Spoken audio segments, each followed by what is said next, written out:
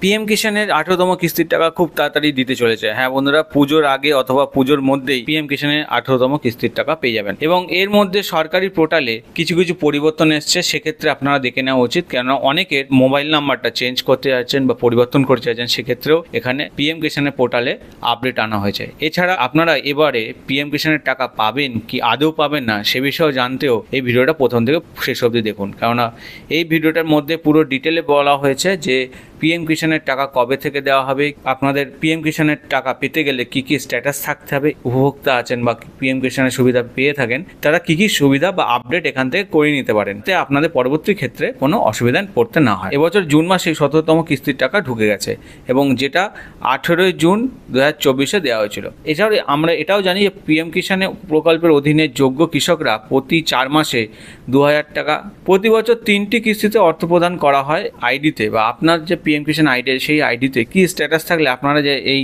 PM কিষাণের টাকাটা পাবেন এবং কি থাকলে পাবেন না, আমার চ্যানেলে আগে একটা ভিডিও দেওয়া আছে, সেই ভিডিওটার লিঙ্ক আমি ডেসক্রিপশনে দিয়ে দেবো এবং আই বাটনে দেখতে পাচ্ছেন।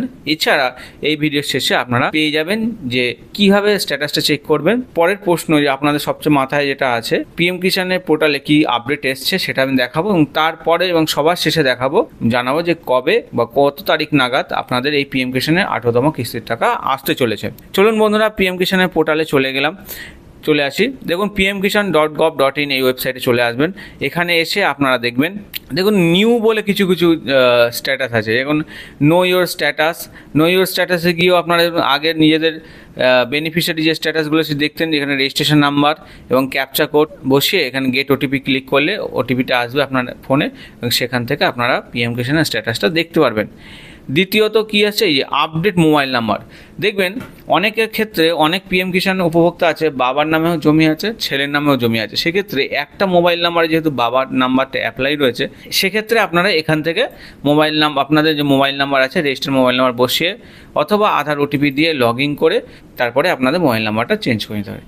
বন্ধুরা, আপনারা যদি দেখতে চান যে কীভাবে এই মোবাইল নাম্বারটা আপডেট করতে হয় বা করা যায়, জানতে চান, অবশ্যই আমি ডেডিকেটেড ভিডিও দিয়ে দেবো। অতএব বলবো চ্যানেলটাকে সাবস্ক্রাইব করে রাখুন। আগামী দিন এই টাইপের প্রত্যেকটা চেঞ্জ যে পরিবর্তন এসছে পোর্টালে সেগুলো নিয়ে একটা করে ভিডিও দিয়ে হবে চ্যানেলে। অতএব চ্যানেলের সঙ্গে থাকবেন।